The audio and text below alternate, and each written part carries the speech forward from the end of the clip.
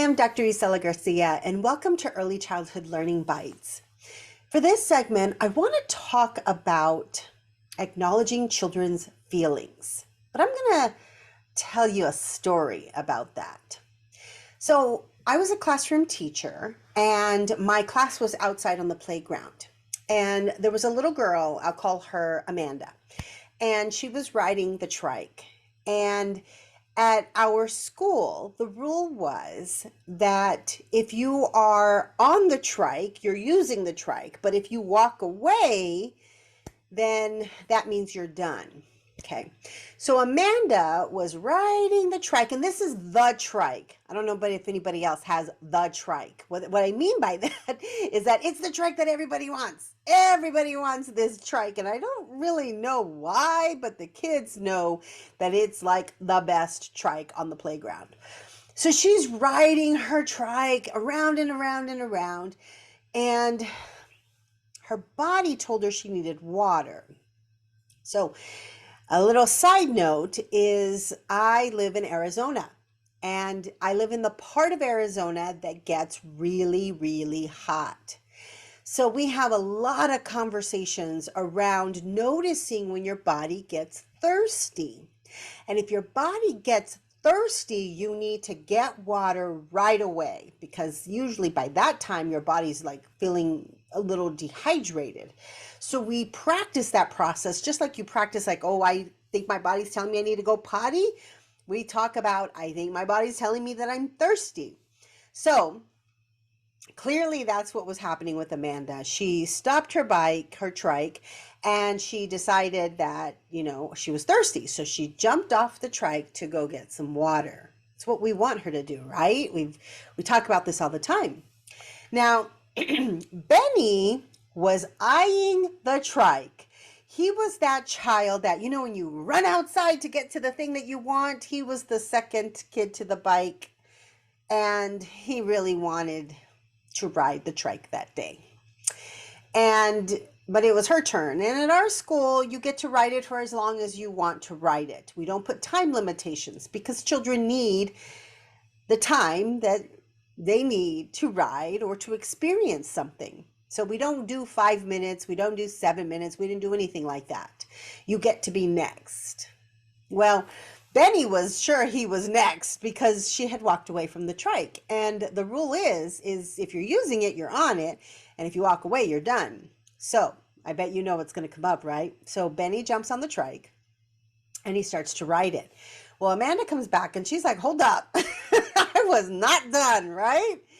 And so she puts her hand on the steering wheel, or on the handle, the steering wheel on the handle, and she starts to cry. And she's like, but I wasn't done. I went to get water. And Benny, who to him, this is a very clear-cut situation. Look, you walked away, right? And no one was here. I didn't know you were thirsty. I got on the trike, and now it's my turn. So I've watched this whole thing sort of play out, and it's one of the things that I did a lot, not only as a teacher but as an administrator. This art of observing children, like the observation part of our role, is such an important part of knowing children, of understanding children. So this whole time I'm kind of watching from afar, and then she's starting to get really upset about the situation, so I'm walking towards them. And I come down to children's level, always, always, always. If you're physically able, you need to do that. So I'm at the child's level, both of the children, and I take a deep breath. And I say, what's going on? What's happening? And Amanda jumps in and she was like, I wasn't done. I was riding the trike, and then I had to get water, and I went and I got water because my body was thirsty. And so I said to her, okay, and this is really important, acknowledging her feelings. And I'm going to tell you why it's important in just a minute. So I acknowledged her experience. You were riding the trike, Amanda, and you were riding and you were riding, and then your body got thirsty. And we talk about that, right? All the time. And so you got off the trike and you went to the drinking fountains and you got water because your body was thirsty, but you were not done. You were not done. And so you came back and now Benny's on the trike and I can see you holding on to the handlebars and you are really, really wanting to use the trike because you were not done. And now Benny's on the trike and I see tears that are coming down your face. And I'm betting that you're feeling kind of sad right now because you were not done. Okay. So I described as I heard her tell me what happened. And then I described what I'm seeing happening with her face, the tears streaming down her face.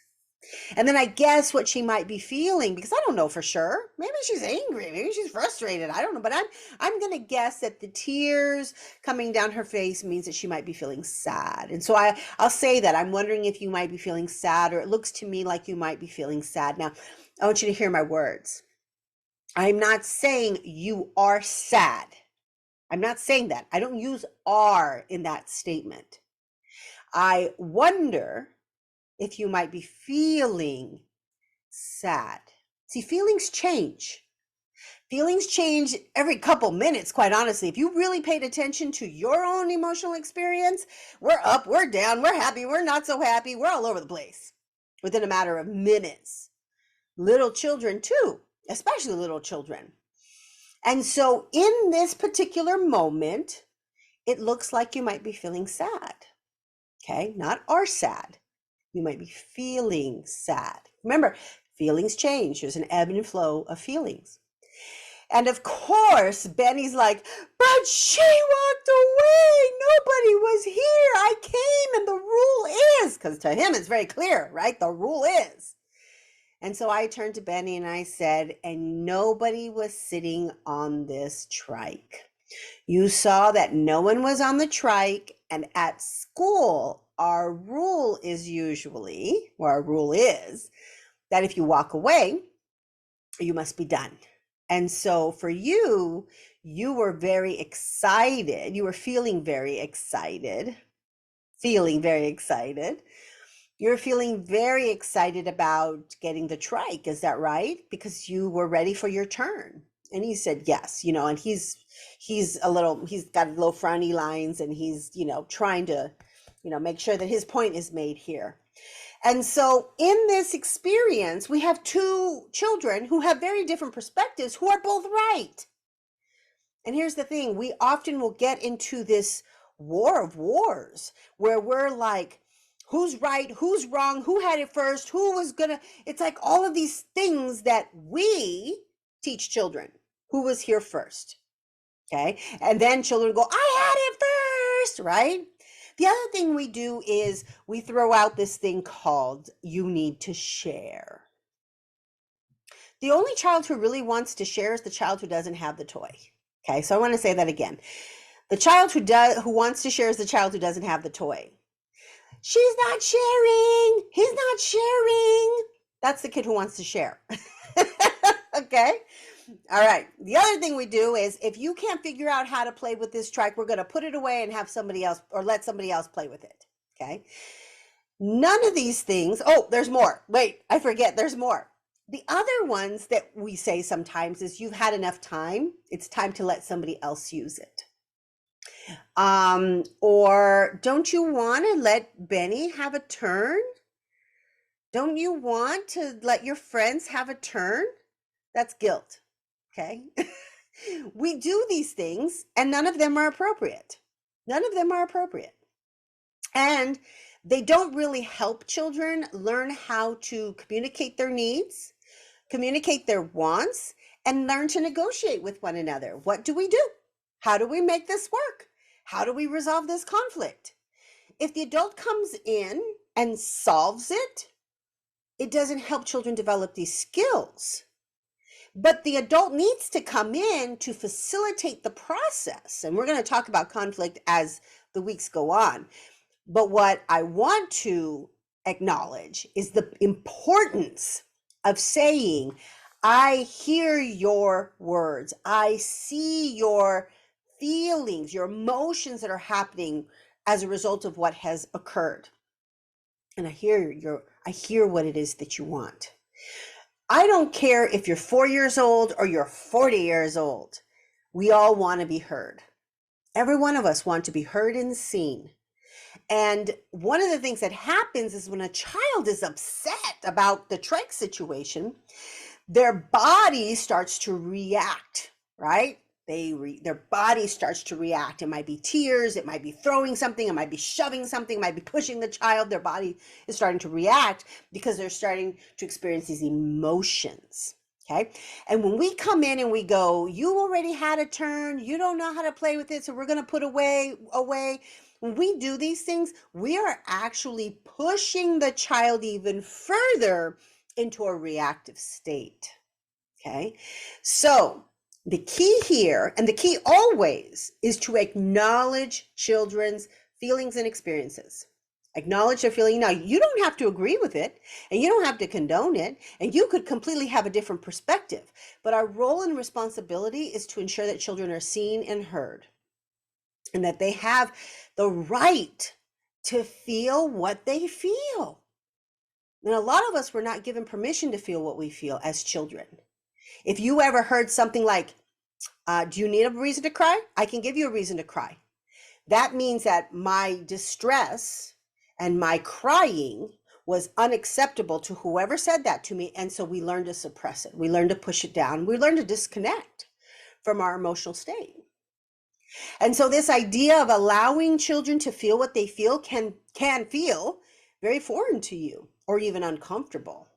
Okay, so it's a practice of allowing children to have the experiences that they are having, even if you disagree with it, especially if you disagree with it. And so again, when a child is experiencing something, we need to give them permission to feel what they feel. We need to acknowledge what they might be experiencing, maybe even be able to recognize and describe the tears, the frowny, arms crossed, hands fisted at the side, looking down, to help be able to make some connections between what I'm feeling and how my body is showing that feeling. Okay.